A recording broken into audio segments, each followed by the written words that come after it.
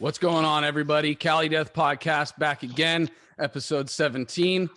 Here we are with the usual resident homies, Casey, Joseph, and Joel. I'm Anthony. We are here with a friend of ours, Steve Crow from the Cali Death band Condemned. What's up, guys? What's going on, dude? What up? He's gonna take us down his journey, and so you guys were when did you guys start playing real quick? When did the Condemned come to fruition? Well, I'd say around 2004, 2005. Me and my former drummer, Forrest Stett, we graduated high school together. So we've been doing so many projects, just trying to find the right one. And I used to be the bass player for all these projects that we used to have. And then finally I just said, fuck it, I'm going to just buy a bunch of guitar gear and we'll just write our own stuff. And what really just got this motivated, obviously being from San Diego, if you see a band like The Scorch, then immediately your life changes. Yeah. And we were very young, after seeing The Scorch for the first time, as I said, that's exactly what I want to do.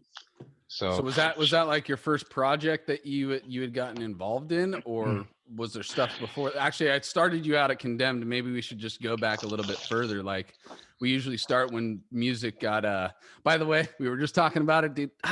Christopher Beatty, what's up, dude? Thanks for the intro. That's gonna be a running joke. It's gonna be a running joke, but it's actually true. We just talked about it like 1 minute ago. Sorry.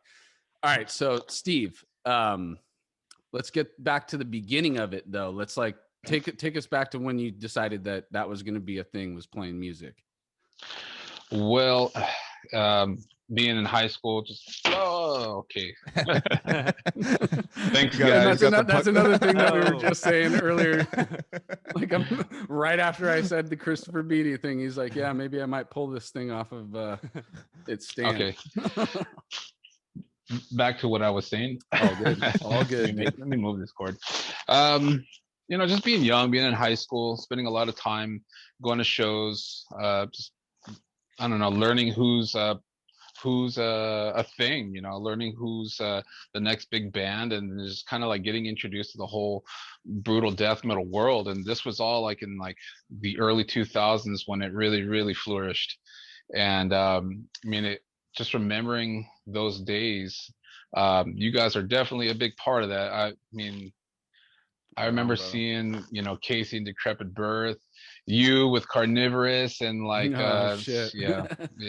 Odious Mortem.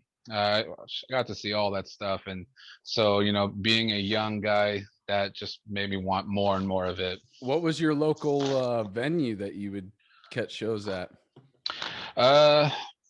Mostly it's a small place. It's called the Che Cafe. It's very small, but man, I used to go to shows there pretty much almost every week. And yep, me too. There was it was UCSD so fun. campus, yes. Right? Yep. Yeah, I saw a lot of bands there. There was also a lot of venues back in the day that are not around anymore, like the Xanth and the Scene and the Scene, Epicenter. I think that's still around. Yep. But Epicenter. Yeah, just a lot of places. Xanth, I remember the Xanth long time ago. Real quick, was the Scene the place that was down like in Kearney Mesa, kind of like was it off Claremont Mesa, or where was? Yeah, it was on Claremont Mesa Boulevard. And back in those days, for me, it was a lot of like old school hardcore metalcore, and then a little bit of death metal, kind of taking over. But then later on, it was the Jumping Turtle, and then the Showcase Theater. Mm-hmm. Oh yeah. How far was the Showcase from where you're at? Pretty far, couple hours, but we did not give a shit. Yeah, it's basically like our equivalent of going from Santa Cruz to San Francisco or something, probably. Mm-hmm. Yeah, we did not give a shit. Like, we would just go one show in San Diego and then go to the next one the next day, just because we wanted to see it all. I think we saw Severed Savior twice, 2 days in a row, and then a lot of the bloodletting tours and all those things from back in the way day. Yeah. But yeah, just seeing all this stuff, it really kind of like influenced me to keep this thing going with my former drummer, and just kind of like look for all the missing pieces, and that's kind of how it just got all started, just kind of like with influences and seeing things live for the first time, and kind of like opening my eyes to this whole new other world that I didn't even know existed. Just because you mentioned Disgorge being like one of those bigger influences, like, do you remember which era of Disgorge was you got introduced? This was when it was Levi and Ed just barely joined the band, and so yeah, it was like basically the full lineup of like Levi, Ben, Ed, Diego, and of course Ricky. Yeah. And that was just something that I've never seen before in my life, and I kind of was just like in shock. Like I couldn't believe something could be so brutal.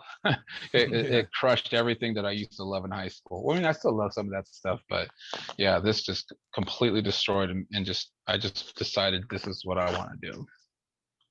Disgorge is definitely one of those turning point bands, dude. I think for everybody, like once you come across that, things definitely change. It was cool, because a long time ago we moved into a new rehearsal studio, and then we walked by this door just completely covered in death metal stickers, and in the middle of it was this huge Disgorge decal. I'm like, I wonder who the hell that is. And later on we found out it was Disgorge. So when we would walk by their room, all you can hear is the blasting and Levi's vocals. Yeah. And man, eventually we knew that we had to like go in there and talk to them and like meet the guys. And I think one day we went in there, and it's such a small room, tiny little room. I don't even know how they fit, but as soon as I walked in there, the place was just covered in posters with just tits and ass and brutal death metal posters, and it was just awesome that these guys were just right down the hall from us. That's so funny. Casey had pretty much the most similar story to that, about how they were practicing and like they were like covering Disgorge songs, or was that was you, right, Casey? How they were like covering, no, that was Severed Savior, but basically just playing right down the fucking hall, and That was like a severed one, yeah. yeah. But we practiced though. that. There was the viral dudes. Yeah, they were. I thought that was, but I thought Casey, you practiced next to the Disgorge, right? And you walked in their practice room or something. So we're talking about two different places. Like, so the San Diego rehearsal studio was where Disgorge was, and they've had that room, or they had it for a very long time. And that's the place that I told the story of practicing in high school, and we just heard them jamming one day, and we were like, what the hell? And like we just knocked on their door and went in there and stuff. And that was when they were with AJ, so that was like yeah. Like actually when I moved back down here, I actually had my drums in that room with Diego, and Ricky was playing on my kit for like a little bit because he was doing Suffo and then coming back in town, and they were jamming a little bit. This was like 2015. But yeah, it was kind of cool, like revisiting that studio again, and that whole it's a cool spot. What's I don't that think they place have it called? anymore. I think it's Universal Sound Studios, Or right? Miramar Sound, I'm not sure. Something, or maybe it's Miramar. Yeah, It's been years. that's definitely off Miramar Road. Yeah, but yeah, there was a day where we were in our little room, just kind of like just knocking out some songs and getting our thing going, and then out of the blue the door opens and it's Diego and Derek Boyer, and I'm like, what the fuck? He walks in and like Diego's like, yeah, he wanted me to introduce you guys to him because he heard you guys like from outside down the hall. It's like, man, who are these guys blasting it up over here? So yeah, like we we finished our little rehearsal, and I was just talking to Derek outside for like an hour and a half. The guy loves to get going. Oh yeah, He's a cool dude. And Yeah. he's definitely ready for conversation. Every time I kick it with him, he's yapping in a good way. It's like he's into it too. He's like his conversation. He's not just like all like, hey, what's up? He's like, yeah, man, let's fucking do that. Like he's like so like into and animated. That's what I loved about Derek. totally. And the whole time this was going on, I think he showed Diego some Suffocation riffs. So Diego was still in the studio room, just like trying them like over and over and over. I think he was trying a bunch of these riffs that Derek showed him for like an hour. But he came out eventually and was joining us and talking about a bunch of different stuff. But yeah, that was a big shock to us because we're all big fans. Suffocation, and just to see him pop his head in the door like that, it's like, hey, what the hell's going on over here? Definitely a surreal moment. I just jammed some Suffocation riffs with Diego like last month when I was jamming with him. Yeah, fucking around with Pierce from Within and some of that material. So he's all about it. Oh yeah. So you guys did the Mass Burial demo? Yeah, we went to this like really weird home studio and recorded it with some weird guy. It was like a weird experience, but he did a good job for the most part, and that kind of helped us get things started, you know, kind of like unleash that new brand of ours. And eventually it just got faster and faster and faster.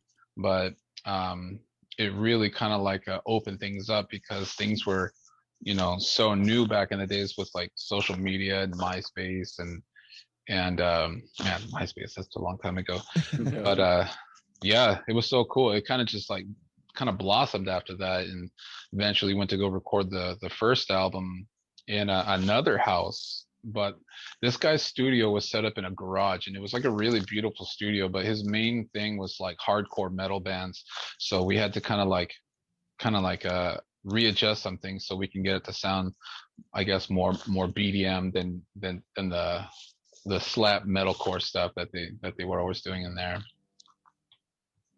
And then I guess was that demo with that's with Angel on vocals already, right? Yeah. And that's before any Cephalotropsy came out. So is that Angel's like first recording? Yeah. You know? Okay. We were introduced to Angel a long time ago by some friends, and actually we put out an ad. We were looking for a vocalist, and he emailed us, and we told him like, well, we have somebody that we're trying right now, but if he doesn't work out, we'll let you know. So, you know, eventually, like, I mean, the guy didn't work out. So, you know, I emailed Angel back. It's like, hey, if you're down, come in and try out, you know, let's see what you can do. And like Angel, like when he first started doing his vocals, it sounded like a really deep frog vocal, and it was like, and I was just like, what the hell, man? We should have called you first.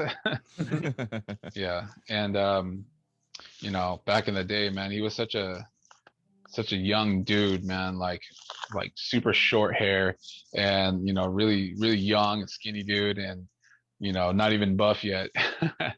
But yeah, that's kind of like how we met Angel and got it going with him. The Cephalotropsy stuff came a little later because there was another project that was kind of like looming around us. And so yeah, that's kind of how we got that pair going on. Nice. Yeah, now Angel has sang for pretty much every San Diego brutal death metal band at this point. So that's for the most part. Started, yeah. Yeah, I still talk to Angel all the time though. I think he's still doing the Cephalotropsy stuff, but yeah, they're currently like trying to get caught up with like I guess a new drummer that they're using, because I mean, the original drummer from Condemned Forest was doing that band, because he kind of like came back to it because he stopped doing like drumming and death metal for a while, and he came back to it. And then eventually I think he just wanted to do something else, so yeah, he quit the band, and now they're using somebody else. Yeah, I'm gonna jam at that studio at some point. Diego and I were talking about doing a joint band back to back band practice at Cephalotropsy's place. So yeah. Fuck yeah. Right on, dude. And then Desecrate the Vile is the first full length, right? Yeah, it's crazy. We got that album recorded, and then we released it with Zdenek from Lacerated Enemies, that's based out in Czech Republic. Mm-hmm. And what year was that? Like 2007. Okay. And Carnivorous put out our split with Godless Truth, but that was 2005 last Yeah. record interview. So label Well, mates, bro. What's up, dude? Yeah. Hey, Zdenek, man, he pushes that stuff out there in Europe. He doesn't really have much contact here in the US, but like over there in Europe, Zdenek is able to, pull a lot of stuff over there and distribute and get a lot of fests going. So, like eventually when we did like our first tour over there in Europe, like we did it with him. He basically did a lot of work putting that album out all over the place. And I had no idea that our name kind of like became something out there, because I just showed up and it's like, oh wow, you guys know about this stuff, and here at home nobody knew really shit about it. So it was nice to see that for once, and then eventually just like see more of it, like come from over there to over here. I wonder what that difference is in reality. Like what that difference, why is it so much bigger elsewhere and we're in America, Like Yeah. what is it about this style of music that is just, people aren't really into as much over here? That's just a serious question I've always had, and not in a bad way or a good way. I'm just interested in what makes that happen, It's yeah, it's still, I mean, touring US, man, it's a risk. It's a huge risk, and you're basically gonna foot everything. And that's why it's always been kind of like tough for us to do anything around here except for just visit fests and stuff. But out there, man, I swear it's all given to you. Like they got a van and everything ready for you, and they book everything and have everything all laid out. But over there, they love like the American stuff. They really, really love it. And I mean, I mean, during those times, those early 2000s, mid 2000s, I think it was really, really starting to like blossom here in this country.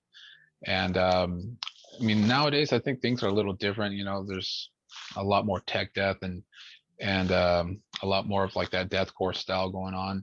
But for me, I'm really, really still trying to keep that original brutal death metal sound going, and that's pretty much what's going on at the moment right now. Oh yeah. Yeah. Casey says he remembers Condemned being on the same bill as a Decrepit tour back in the day. Yeah, that was a fun one. Oh, yeah. Number 2. Pug Take a attack. shot. What's it called? Yeah. Was that, you talking about the Belgium one? Yeah, I think that was. Yeah, we were actually, it was Belgium. I remember at the last end of the episode last week, Derek from Unmerciful, we were going over those videos that you took actually in the backstage room, where we're just like, you're just like filming us just insanely wasted, like slapping on the tables and like dancing and all this shit. Okay, yeah, that was Steve who filmed that. Got it. Oh, this shit. show, honestly, I have no idea what happened. Beautiful stage, nice venue, stacked lineup. I don't know how many people showed up. I think like 10, 15 people showed up. Yeah, it wasn't good. I remember it was not good. And the sound, I mean, for how nice the stage looked, the sound sucked. It was so bad. But I don't think any of that really bothered anybody, because after the show, you guys were partying so hard. I mean, the rest of my guys went to sleep, and I was like, fuck that, I'm gonna stay up and see what these guys are doing, So yeah, man, the Unmerciful guys, Decrepit Birth, everybody. Man, I think the last person that was still with me was Bill, and Bill was just talk and smoking and drinking. We ran out of alcohol at the end of the night, but I remember that. Yeah, it was a lot of fun. And you guys had like somebody that was like part of your crew that kept like falling down in his back without like landing on anything except his back, like planking to the ground. Should we share that video? Because we can, see if you can find it, man. Can you find we were watching it last week. Yeah, it's literally the last episode, but that's so funny. We watched it wasn't on the episode. Yeah, I watched it after, okay. So we should find it. Yeah, because I didn't see it. I was a little inebriated. I don't remember but it's not what was recorded. It's not like copyrighted or anything, so we can put it on. Dude, that's so funny though. I love this callback to the last episode. I love that this is happening. Joel's got all right, dude. So I got the one where he's falling. So you filmed this, Steve? Yes. Oh shit. That's so funny. Yeah, honestly, I was just watching everybody just go nuts, and honestly, like I was just entertained just by watching you guys. This is fucking bananas, dude. So this is our drum tech. Oh, The drum that's tech. so that's Matt from That's Cryptopsy. Matt from Box, Cryptopsy. Box and Hops, yeah. what's up, dude? Oh, there's me on the ground. Dude, look, this guy's so lit. He can just free fall. Look at, whoa! Oh Yeah. Dude. Just planking. Yeah. Planking. What's hilarious is that he's like, all right, I'm done. And then he goes again. Yeah. Check it out, watch. All right, I'm done. He pretends All like right, he's I'm done. He's like, no. He's like, yeah, No, I'm done. I'm He's all, done. nope. Or- Casey's like, I need to get the fuck out of here. Yeah, he might land on you, Casey. God. What was that guy's name, dude? Tony the Tiger, dude. Tony the Tiger. Oh my God. Hey, what's up, dude? Sandals. God, man. Sandals represent. Yeah. God, dude. How's your house feel? Nah, he was definitely blacked out. Damn. But like he starts like, yeah, look at him. There's Dan. Europe is a fun and strange place to be. No, he literally would like that crew would just get like freaking like after we would do our partying, like drink, blah blah, show stuff, and then we would go to bed, and then they would bust out of their little hole in the bus and they would just wake up in the morning and there'd be 2 empty bottles of vodka just sitting there, and they're just like hurting in the morning, and like they went all night and like went to bed at like 3 or 4 in the morning and then woke up, and they were just on a different kind of cycle than us, Yeah. Derek was definitely one of the MVPs of that whole thing. Oh yeah. Oh man, he was nuts. Big dude, yeah. I have a video. I don't remember where I put it or where it is, but it's a video of Flo lifting up Clint's shirt and just blast beating on his belly. Clint looked a little pissed, but yeah, Flo just had this look like. I got along with Flo great on that tour. A lot of people had he was, I don't know, I kind of just got him. I kind of understood like how he was. It's kind of like he's a little broy. He had the kind of broy. Oh, Flo's cool, man. And like a couple people on the tour were just like, He was chill. Yeah, a couple people on the tour were just like, "Fuck that guy," blah blah. blah. And I'm like, no. Yeah, because like he was full of himself, but he was joking though. I always thought he was joking because I would just go up and make fun of him, and then we'd start ripping on each other, and it was kind of like a fun thing that we had. But he would just be like, "Yep, those chicks over there, they want me." He's like one of those guys, but he was like, he's kind of his weird like French Canadian sense of humor. But a lot of people were like just annoyed by him and stuff. I'm like, he's fine, dude. He's totally like a, I'm not saying you were. I'm just saying like there was people in like other bands that were like, oh, what the like, Flo, they're complaining about Flo. I'm like, I think he's hilarious, man. I don't know, like, is no one getting the humor of this guy? This guy is like crushing right now. But luckily, I'm very patient and I have a pretty adaptive sense of humor where I just, when I meet all these weird different people out there in those countries, honestly, I like it, like that's why I love Europe so much. Everyone's so unique and different over there. Yeah, no, it's kind of like a little bit more of a stoic style, but yeah, it's just a different style of person, and it takes a little adaptive skills to get used to something like that, especially when you're coming from like San Diego or Santa Cruz or something like that, and everyone's asking you if you live in Texas when you're there. Everyone's like, oh, you're from Americans, you live in Texas? I'm like, no, I don't, because they were all like super anti. When I was there last, it was George Bush was president, and they just like would ask you like, if you live in Texas, because George Bush is from Texas. I'm like, I live in California. They're like, oh, that's cool. California's chill. Like, you guys are cool. We get automatic like props when you say you're from California. They started doing the whole dude thing. I'm like, yeah, I know California. Especially, I think out in the UK, they can kind of sense that you are an American. But if you say like you're from California, then they started doing the whole dude thing, and I'm like, yeah, I guess I kind of talk like that, but but I feel the same way. I like to listen to them talk all day long. Totally. Yeah. Same thing with the Scottish people. I fucking love hearing them talk. No, that's a trip. I like listening to French. The French accent's one of the accents, and I'm like, oh yeah, I could listen to that for a while. I don't know what it is about it, but I just like to listen to. I don't even know what the fuck they're saying, but I just like the sound, the cadence, and how they emphasize on certain things, I guess. Yeah, I get used to it really fast, especially like when some of the, other bands that you're touring with talk like that as well. So like, I don't know. It's just like one of those things I like being around, because I like to hear, different accents and different languages, and it makes you really feel like you're far, far away from home. Definitely. I always felt it was kind of weird that, I mean, it makes sense, but like metal, English is kind of like the universal language of metal, and like even like a German band will like play another, like a French festival, and then they'll just like talk to the crowd in English. And Oh yeah. it like makes sense because everyone knows English, but it kind of like whitewashes everything. Not whitewash, but like makes everything seem the same. And I get it. It's like accessible for someone like me, and I appreciate that. But I kind of like wish I know like bands have like toured here, and when they just like talk in their native language to us, and I don't understand what the fuck they're saying, but I'm like way more into it. I'm like, fuck yeah, you guys are from Spain, you don't know English, and you're still here. That's like a cooler thing for me to experience. So because Yeah. you guys relate through the music, so it doesn't really matter what people are saying, dude. Or people of Exactly. other countries just singing like in English. They're like don't know English that well, but all their lyrics are English and they're just all broken English. I'm like, dude, just go for it, man. Just give me some Swedish, bro. That's why Yeah. Joel likes Rammstein so much. yeah. Rammstein's like, it's like a German English. I was gonna say though, like you see a lot of bands though that like will speak in English to like everybody, and then they'll shout out in their language, like they do like a hybrid. I think that's pretty cool too. yeah. Well, I think one of the things out there is because in a lot of like universities and schools, they all learn like, I guess, like English like from the UK, but when we speak it, it's American, Yeah. so Yeah.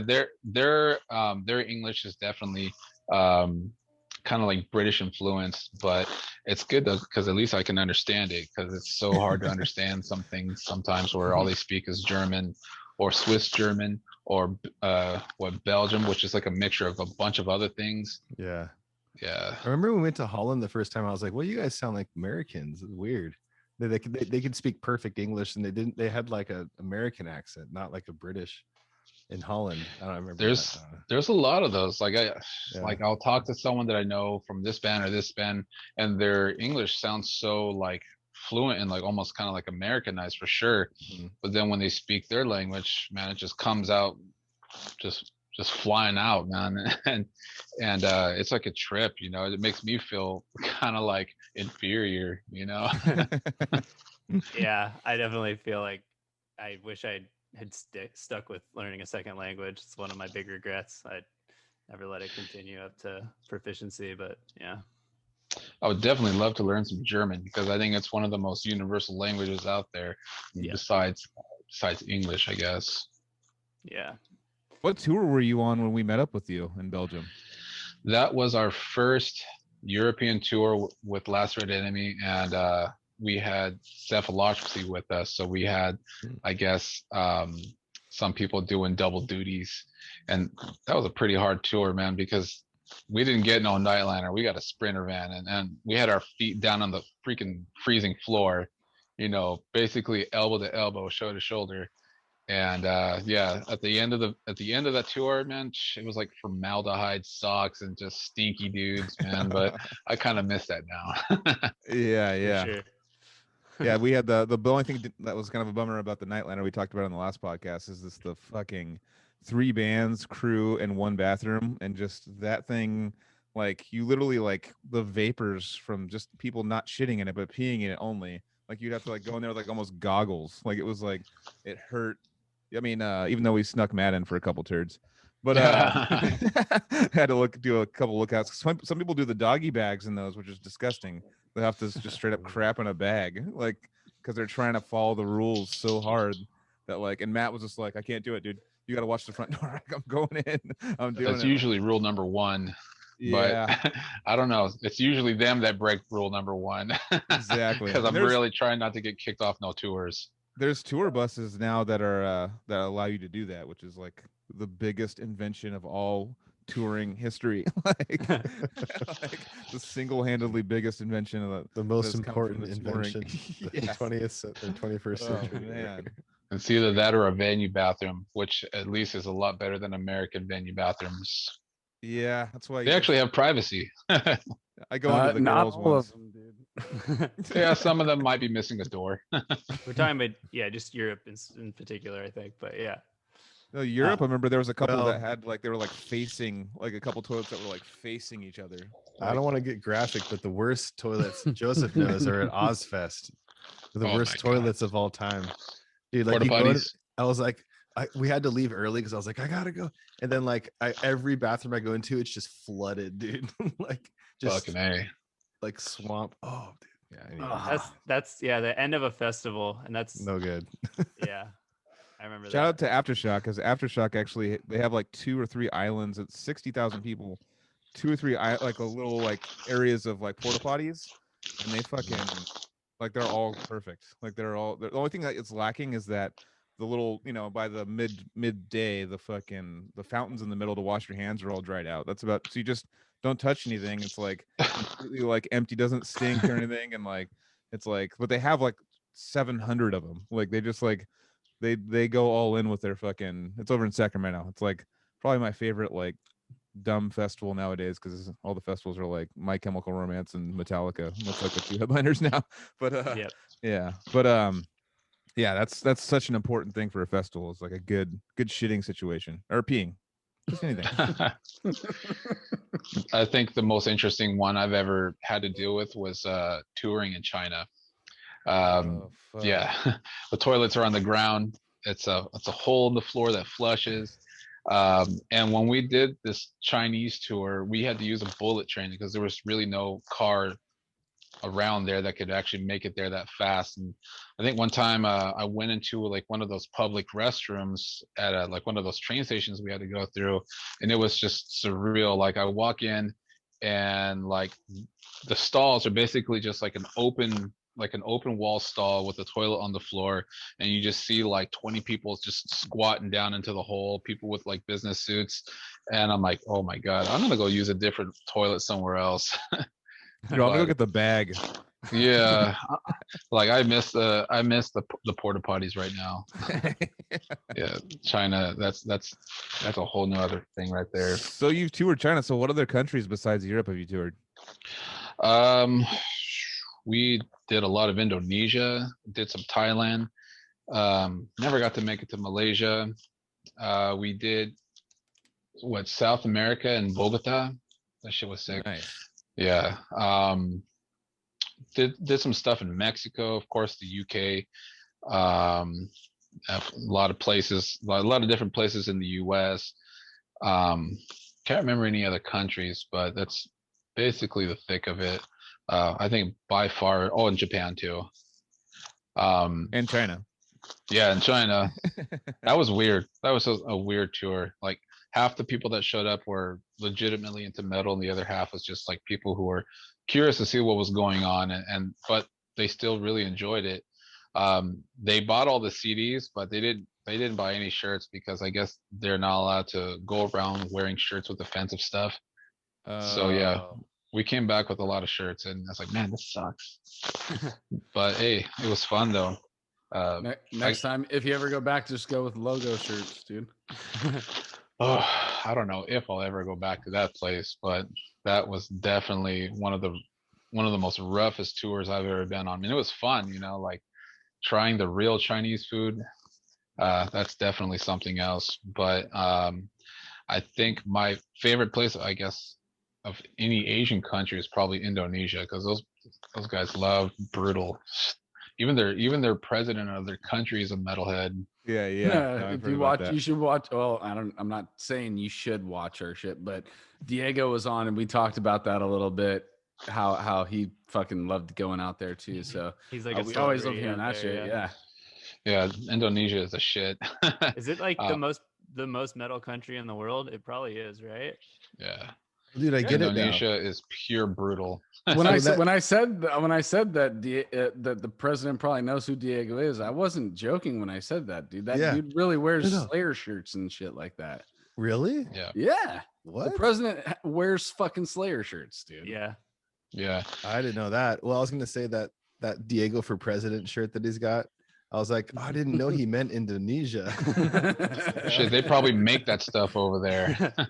Literally, they do. exactly. It's Brutal Minds, and they ship us all our To Violently Vomit merch. Well, not all of it, but a lot of it is Indonesia. Oh, literally, yeah. printed. Wow. Yeah, literally Cool. made over there. Yeah. Fuck yeah. Actually, dude. the Diego for President stuff, I'm not sure. I'd have to ask. But No, there's an American flag on it. I was just joking, but Yeah. that'd be funny if it was like an Indonesian flag. He's like, Yeah. yeah. I mean, It's pretty funny when you're walking around there in those So funny. streets. You'll see like a little kid smoking a cigarette and shit. Yeah. That's wild, dude. That's Everybody. next level shit for me. I talked about that. That was like that in Slovakia. Oh, Yeah.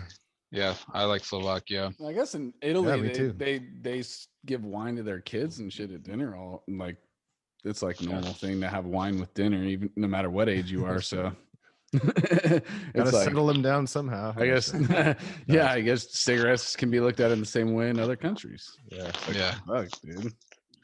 That's just Uh, Your 6-year-old asking you for a match, and you're like, what the fuck, dude? And a cup of vino. Yeah. Right. that's awesome, man. I didn't realize I mean, we talked a little bit about where you've been, and I didn't realize it was so extensive. It's taking some time. Who did you guys tour with in Japan? We went for the last Tokyo Death Fest, which is like in 2008. And it was cool, man. Like it was Devourment and Putridity and Disconformity and Wound Deep and a bunch of other sick bands. I think we had we had Cephalotropsy with us too.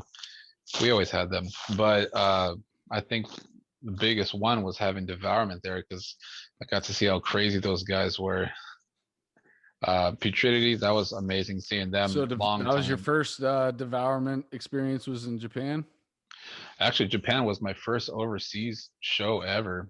No, I'm saying because you said was that your first time seeing Devourment was over there? Oh, Yeah. okay, sick, dude. Yeah.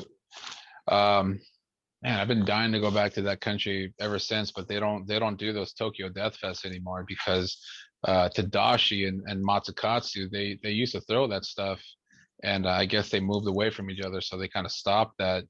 But Diego will tell you all about that. I think they did like one or two of them, and yeah, it's like pretty much like a party there. But those guys don't really mosh that hard, or like it's kind of just like standing, it's kind of like bob the head kind of a thing over there.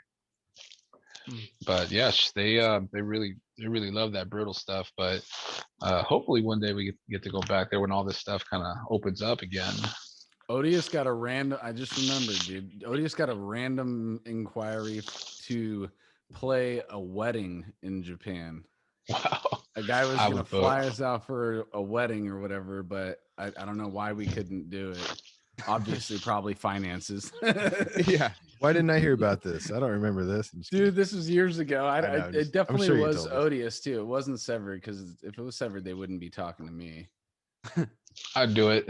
We should have done it, dude. I would not care. I would have done it. Just being there is fun. Yeah. Just seeing everyone and everything. Like that's like one of the most cleanest countries I think I've ever been to. Dude, Oh, I yeah. definitely Tokyo and I'd seen just a bunch of different parts of Japan. I've always wanted to go out there.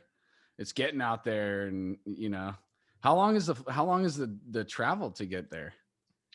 I think it was like between 15 to 18 hours, I think. All in one shot, like one flight. Yeah. Tell me and about that, dude, because I'd be like, can I roll down a window at some point? Like, all you're gonna see is ocean.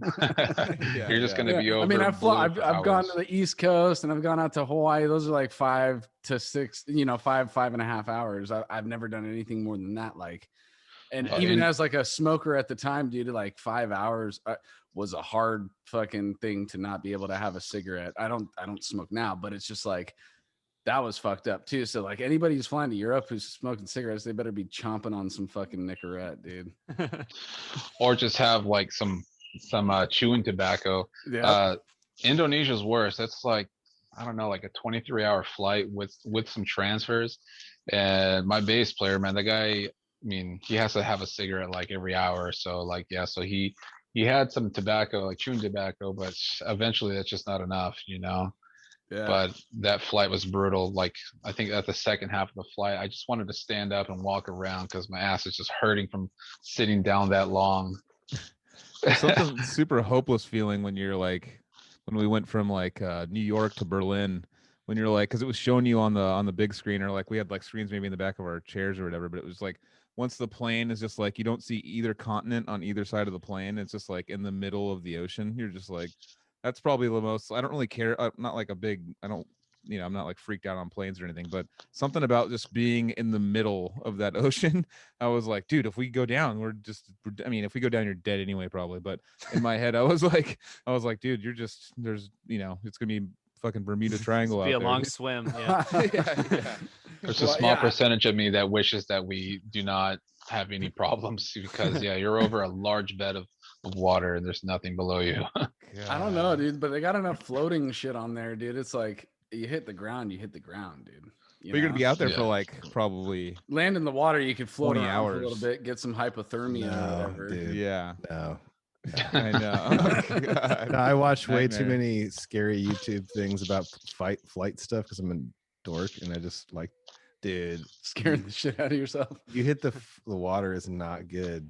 Yeah, Like, yeah. Anyways, With that many people in that big of a plane. Like, oh man. yeah, it's not like chill. Like Actually, like on that when we went from San Francisco or Oakland or whatever to New York, we had this like old Delta Yeah. plane, and we did this thing where we went and we kind of passed New York and came back over the ocean. dude, And you remember that? Yeah. yeah, and there was like this turbulence that was definitely ever since that flight I've had trouble flying. Me too. And it was like to the point where it was doing those like pressure drops where it does those just Yep. like you fall, and there was one that lasted, I mean, it lasted 10 seconds probably, but if you Mhm. count to 10, That's like a long of you fucking time, free dude. falling. Do you remember Everyone- landing? Yeah, and everyone was screaming and Yeah, like we slid sideways at Yeah. JFK Airport. Like the plane slid, and everyone was screaming on the plane. God. Yeah, after that Yeah, when I it had lands trouble. that hard. But we were okay. But it was fucking not chill.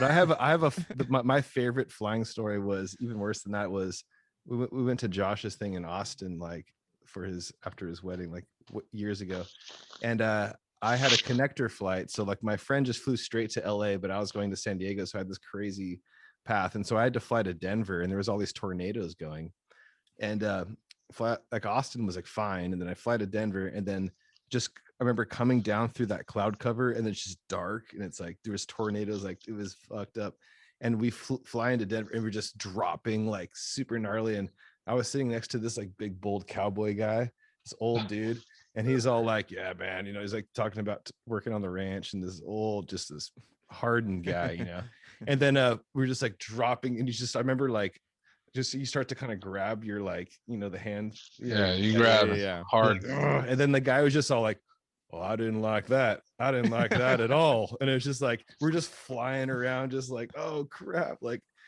dude, it was nuts. I was imagining just continuing his conversation the whole time, like, well, we was out there and we were like we were scooping up all the stuff, and then you just like corkscrewing down into the ground. And then I had to wait at the airport for like 8 hours because the tornadoes were so bad until like I could like leave, and then it was so crazy. I was like, oh my goodness. I have this family friend that's got a fucked up sense of humor, and like anytime there's any fucking like bad turbulence, he'll like go up to the person next to him and be like, "Hey, dude, something ain't right." just like I fly all the time, dude. I'm on a plane once a week, dude. This is not anything I've ever experienced, dude. Just like grabs the sides, dude, something ain't right, dude. I love touring, but I hate the flying part. Yeah, I used to especially love it. TSA. Do you have any sketchy flight stories, Steve? Like, Other than the fact that they just check us way too much, because when we bring over so much gear, like I bring my guitar rig in a 3-space rack, like one of those gator racks, one of those soft cases. So they're always like, it's like, hey, what the hell is this? I'm like, oh, that's a guitar amp, so they're always swabbing it for like to see if it's got any sort of explosive stuff on it or material, and it's pretty much almost every time. Flights, thankfully nothing terrible has happened, but man, it's just it's such a hassle to just they really love taking advantage of bands and luggage fees. We are constantly getting beat up with that shit. Especially when you're carrying like a big fat suitcase full of rolled up t-shirts and stuff. Yeah, and you don't want to fly to another country and then have to trust somebody's other equipment, you know, if you were to borrow something or rent something when you get over there. It's like you got to bring your own shit. Well, I learned that lesson very hard on the first tour because I brought like a little preamp with me, and like I would just borrow different amplifiers every night because we didn't have like rental gear. So I learned very fast. You need to bring your own stuff, and I even have like a little Matrix power amp that I would just bring now instead of like borrowing anything. And man, it changes everything. And plus the other guitar player, he has one of those little Fender power block thingies, and so yeah, we never have to borrow anything ever again from nobody, because I've learned the hard way. Not all amplifiers have a good, clean channel or a good effects loop, or someone's tubes are all messed up and broken, and some nights you're gonna sound okay, and some nights you're just gonna sound like pure shit. Yeah, I've been on the receiving end of that, where we're having bands over from like Australia or all over the place, and they need an amp, and then by the end of the tour, my amp is broken. it's like I remember I used to have this what was it? It was a Ampeg amp, and by the first couple shows, they're like going direct into the house, and they're like, "Can I borrow your amp?" And then like, yeah, you can, and then so that means it's going for 2 sets every night, and then. Yeah, by the end of the tour, I'm taking that thing to the shop, and they're like, "Thanks," and I'm like, "Cool, that's only $500 in fucking like repair fees now." But I had to, I understand what it's like to be in their position, so I didn't want to be a dick about it or like hit them up about fixing anything. But yeah, many times I've had gear blown up from bands coming overseas, and using my shit. But it's the price you pay. That and like dealing with like the whole power difference, and especially going over there. Yeah, and I had like this huge like metal box step down converter, and it's such a bitch to take around with me, but man, like I've learned a couple times, don't leave without one. One time I accidentally plugged my, I guess, like AC adapter into a converter and not the power step down, and I plugged it into like an outlet, and like in 10 seconds like a bunch of like smoke came out of the AC adapter. I'm like, ah, fuck. And yeah, I didn't have my effects, so I had to borrow something from somebody else. Damn. Yeah, so that's one thing like I'm always trying to like prepare for, is making sure I know what everyone's power situation is. I mean, at least in Japan you don't got to worry about that because they use the same stuff as ours. But UK, man, you need to have like those 3 prongs, those big prongs that they use, and then Europe, you have to have pretty much all that stuff ready, because that and like a lot of those outlets on their stage are so beat up. Oh yeah. Yeah, bring duct tape, because you're probably gonna have to like tape it really hard to one of those power strips. Fuck. So I mean, as far as, should we jump back into the timeline of what the albums and stuff, just trying to keep things going? Because what album did we leave off of? Yeah, next would be sorry, go ahead, Steve. It's Realms of right? the Ungodly. Yeah. Yeah. That one happened so fast. We wrote it so fast, and we went to another studio, kind of like around I guess Riverside or something like that. I forgot, but we showed up and we didn't have any sort of like pre-production or click tracks, because we never really wrote like that.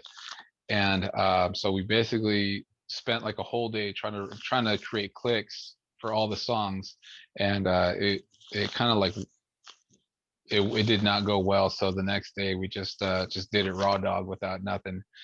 And yeah, and so like the album, like it didn't come out exactly like I was hoping, but it still was received pretty well, and got us another tour out there with Zdenek, and we got to do like more like bigger fests and stuff, and we did that Extreme Fest that was like 3 days long, but in like different countries, and it had Cannibal Corpse and everything.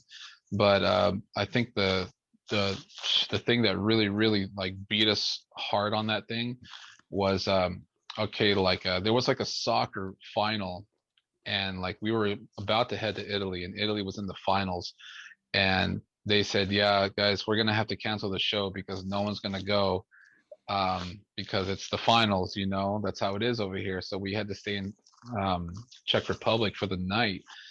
And so we're like, well, fuck, man, that sucks that everybody that they canceled it just because of soccer. And so we stayed in this like really ghetto part of town, and somewhere between like the time that they were, they parked the van at a bar and then moved it to a safe location. Somebody sneaked in there and grabbed two of our guitars, Oh, fuck. mine and the other guitar player of Condemned.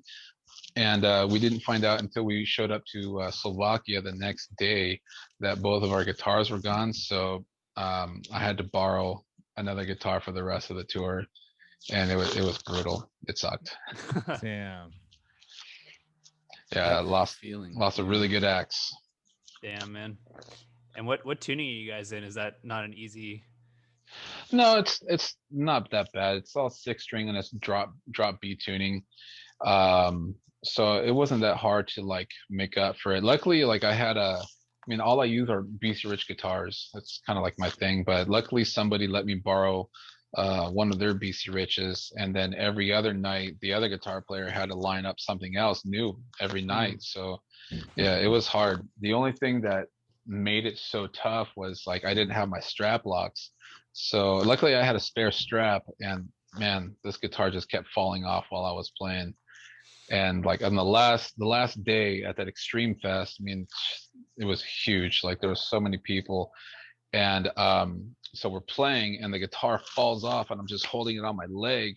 And then later on, Lily from Defeated Sandy's like, "Man, I saw you holding that guitar with your leg, and I thought that was the most brutal thing ever." Yeah, that's one thing awesome. we've talked about with bands a million times, is like it's how you overcome adversity on stage. Like other bands are like, fucking, that was crazy, man. Like, how did you make that happen, or come through? Well, you play a specific type of BC Rich, right? What's that? The big bodied one, right? I have a few different ones. I usually prefer like neck throughs, and like a decent wood, like a mahogany and stuff. But lately, I've been playing around with this BC Rich Beast that I just converted from a. Yeah, it was a speed loader before, and then I converted it to like a regular guitar, and I really love the way it sounds. It's got like a maple neck and a mahogany body, and it just has like this really good tone for a guitar that's kind of just like fell out of existence from like this speed loader thing that kind of just did not make it. But yeah, I have all my other ones, but right now this is my favorite one, and I've been writing this new album just on this one alone. And your Line 6 amps, or Line 6 preamp, right? Is it the Helix? Or what No, I'm weird. I'm like a caveman. I use a Pod HD Pro. Okay. Like I've had tube amps. I've used tube amps before. I used to have an original EVH letter block. I've had PV for years and years, but for some reason I just like the way solid state tones sound for our tuning. It's got that bottom low end bass drop out when you're palm muting everything, and it's just so easy to bring with you instead of always like relying on a tube amp to rent somewhere. But yeah, like the way I have it all figured out is like I have it like in my little 3 space, and I just carry it like a little suitcase, and I'm just ready to go with it. So is it powered, the pods, or you have to you bring that matrix with you, right? Yeah, that's a 1 space. The pod's a 2 space, and so like when I have them in that little case, like I basically have my rig everywhere I gotta go. Yeah, I got the matrix right here. Oh yeah, I've been wanting to try the Helix, but that thing's expensive, man. If I was gonna spend that much money, I'd might as well just get a new Axe FX or like a something. I mean, I got the I've talked about it a couple times, but just the AX8, the floorboard, because you don't have to buy the Axe FX and the floorboard. You just buy.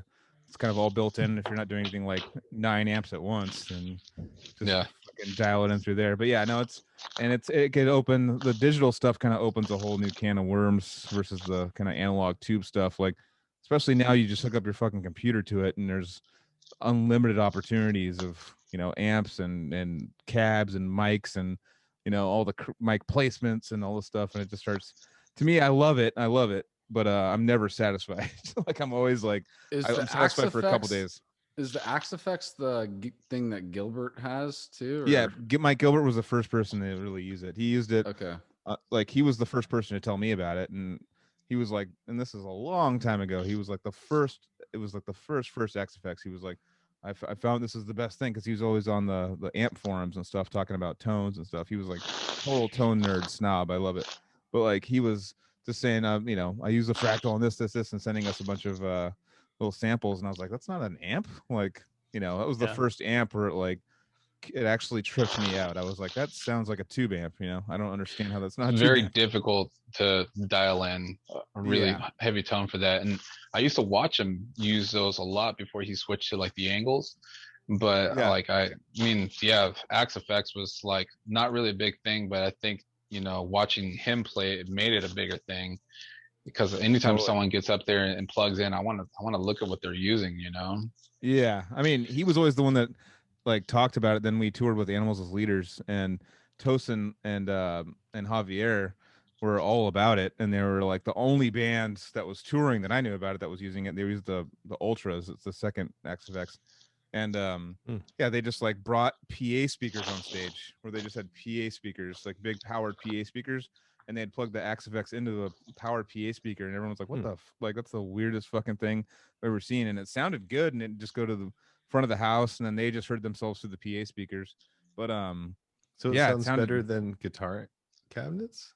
I mean that's subjective for sure. But I mean, people probably cabinets are going to be voted. People would say that cabinets sound better, but I'd never seen that done though before. Like people bringing PA speakers, like guitar players bringing, and they're like respected guitar players too. So I was like, huh, like tell me. But the thing is, they would be done with their set, and then they'd go in the backstage, and then they would set it right back up in 2 seconds and just jam with it like for fucking 6 hours, you know, like. But Toast is a genius. So I usually tell the sound guy kill the guitar and the PA. I don't want none. I don't want nothing. Like I would rather just hear the cab behind me. Because once they feed it, like I know when it hits the ground, like out on the floor, it sounds great. But once like they like have it pointing towards you on the stage, it's not gonna sound good at all. It's just gonna sound. Yeah. So I said, kill it. I don't want to hear it. Depends on like only really good venues will make it sound good. But yeah, it's probably smart just to use your stage sound. You know. Yeah, I like the sound more of the cab behind me. It sounds, I guess, I mean, I know it's not gonna cut in exactly, but at least it sounds a lot more warm than that harsh sound on the stage that you always get. Yeah, definitely. Yeah. Do people? I mean, I brought this up before, but do people blend like digital with amp tone, like live or in the studio, or is that just like a big no-no or something? Or well, I mean, it's just a pain in the ass. So people that like have the money to really to fuck with it, like live. I mean, I'm sorry, in the studio they'll do it, but like, I think maybe they'll use the digital for like solo tones and cleans. Sure.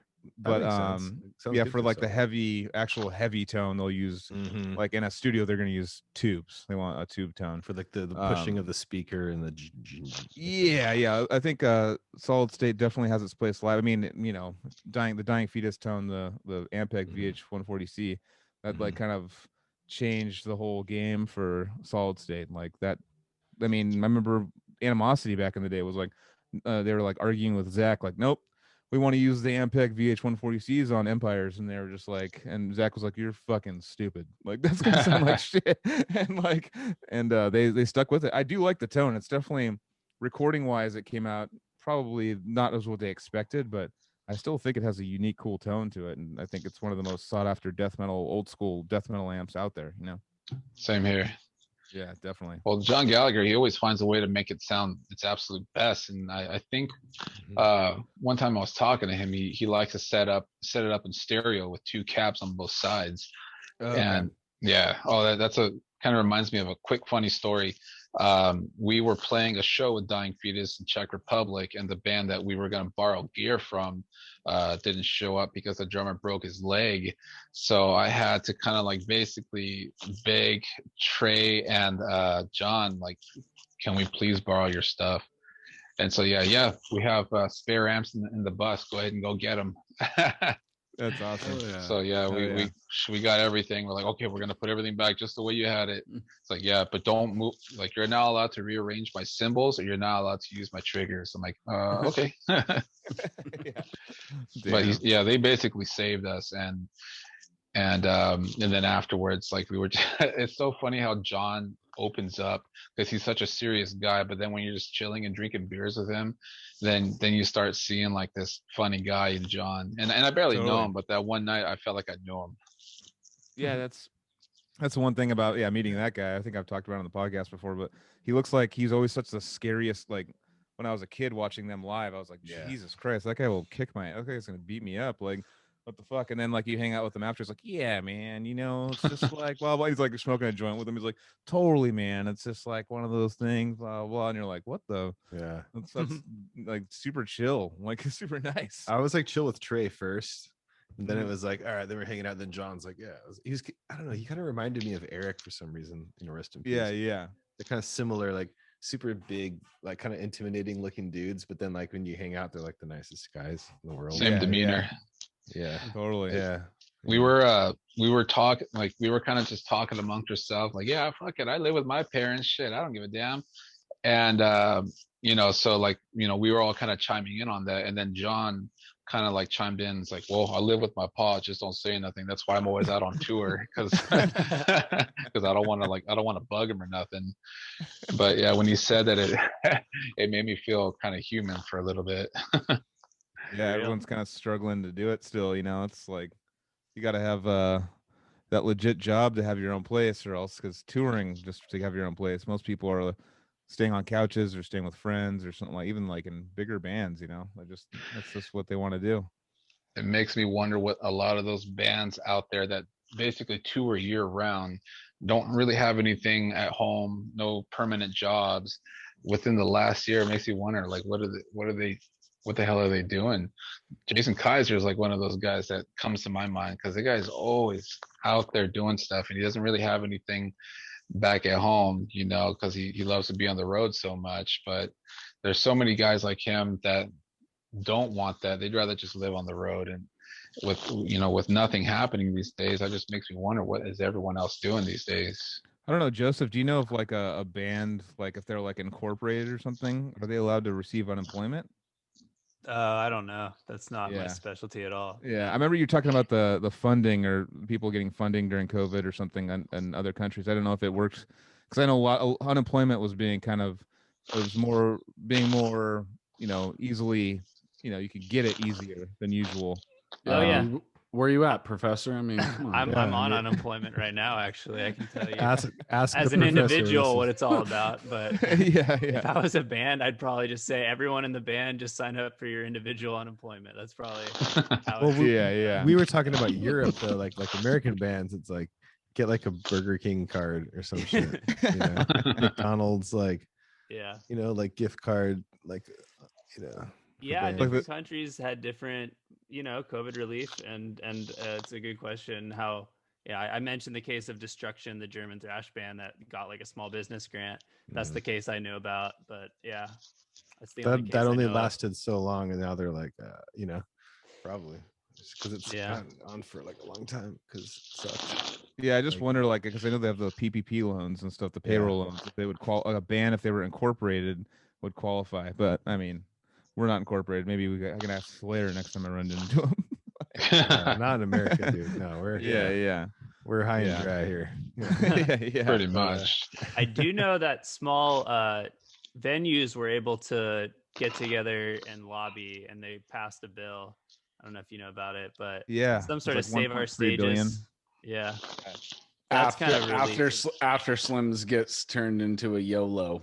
I heard Yeah. Slims was on its way out anyway, though. It just kind of pushed the issue faster, because that was like the first, like, because they were talking about, people were like, the whole word on the street was like, dude, all the venues are going to close, and I was like, what?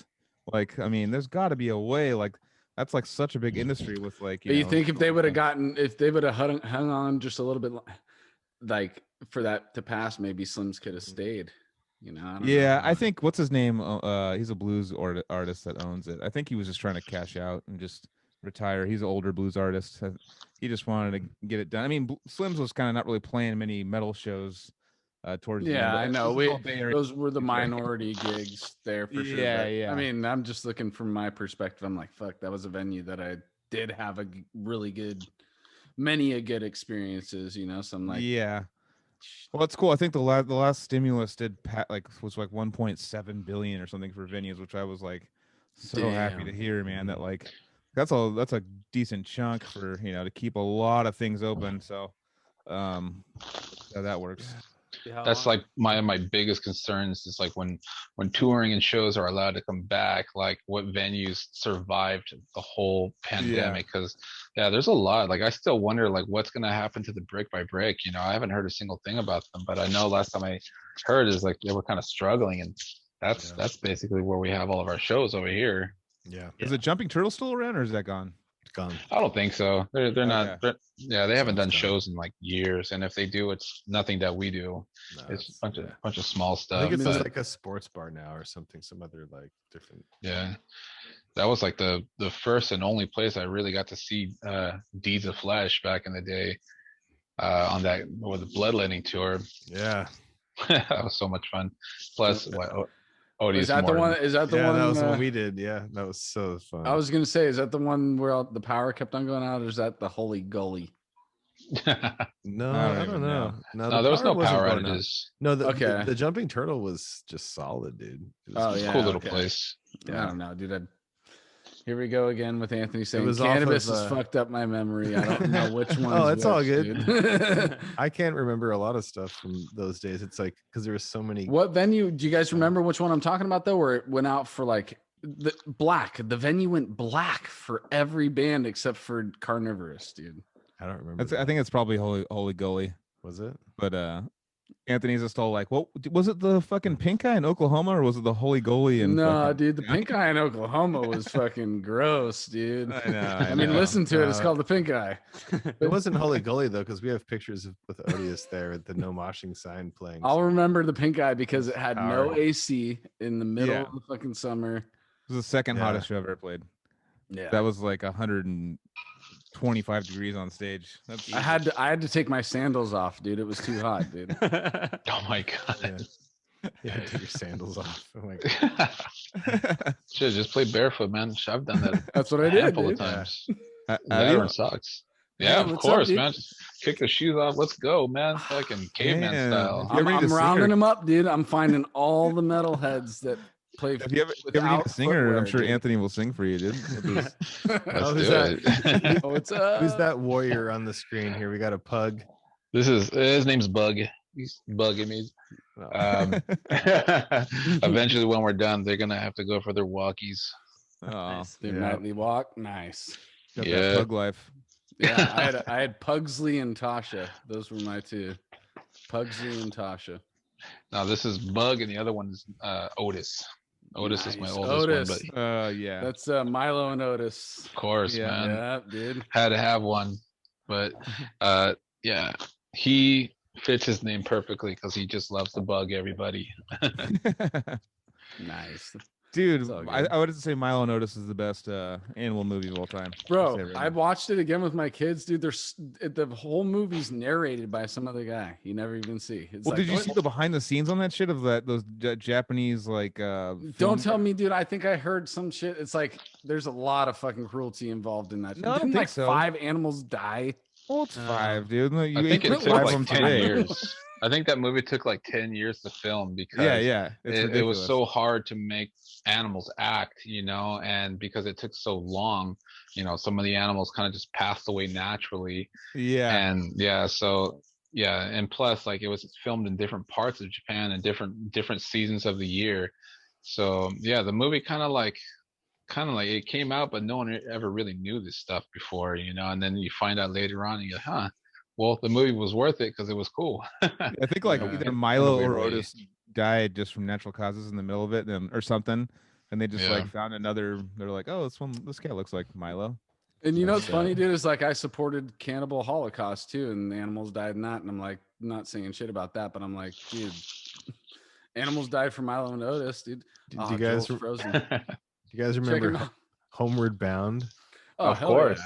Hell Homeward yeah. Bound was like Joel's frozen there. So There he Oh, is. back. damn it. You He's guys back. are all frozen too. I was gonna try to take a picture. All your faces are like, Man, who doesn't choke up when that golden retriever arrives up on the hill? You're like, oh my Oh god, yeah, dude. Uh, I gotta go. I got that something in shit. my eye. Yeah, That totally. reminds me of there was a Lassie episode that got me when I was real young too, dude. That Lassie came home and I fucking cried.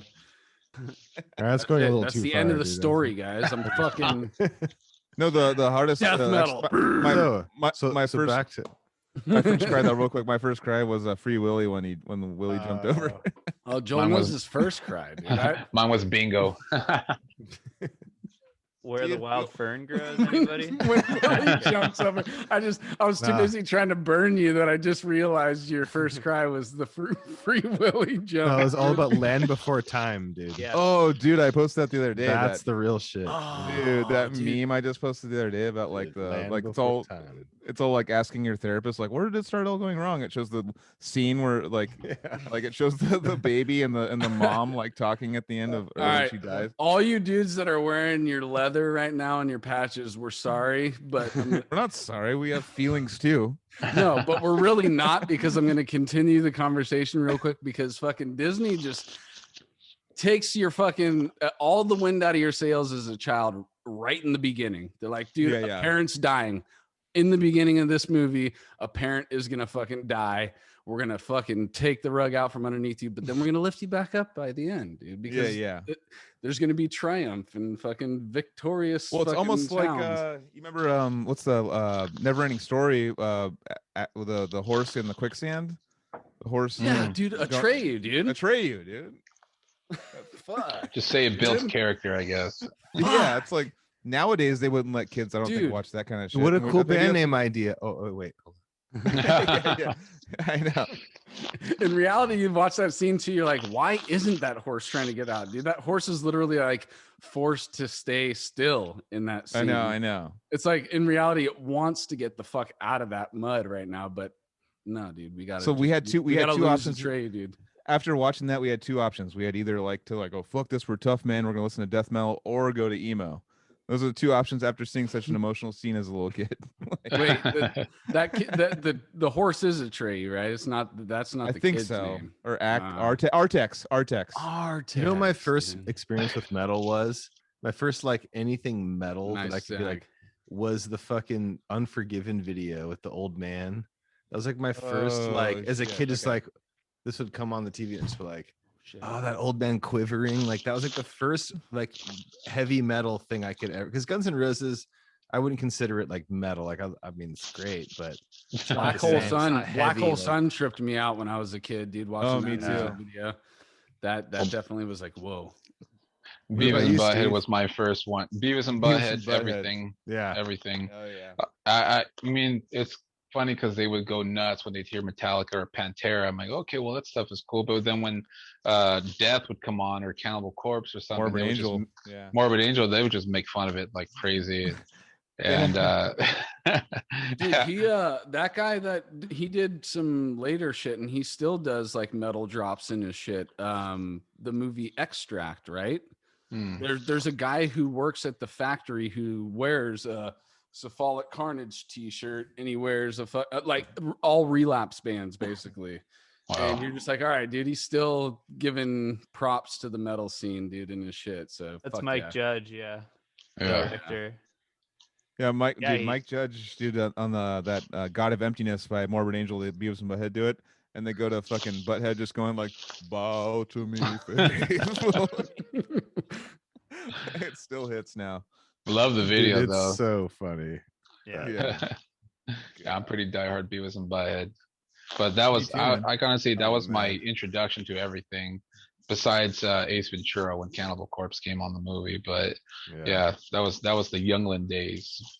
So you're just listening to a bunch of Winger back then? Winger, that oh my god. Some of the strangest music you never see anywhere, never hear. They would just play these random music videos, but that's what I miss about the 90s, you know. Totally. Totally. Mhm. A lot of cool stuff back in the days, even if it wasn't cool. It wasn't easily, and music wasn't easily accessible. So it was like whatever they played you, you just like, oh, it's music. So I'll watch Dude. Beavis and Butthead rip on it for a while. Yeah.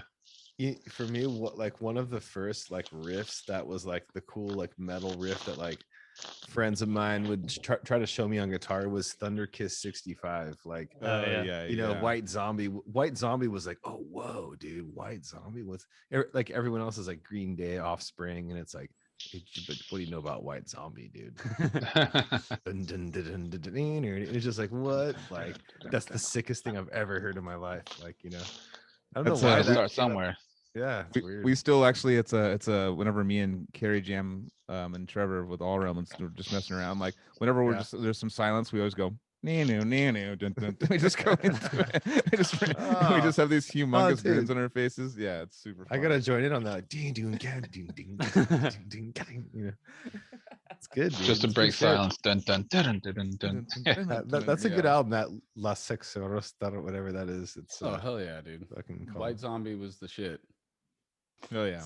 Oh, did it sound like I came into the conversation from? No, No, you you nailed it. No, you nailed nailed it. it. Nailed it. Now, Dude, then- now it's fucked up.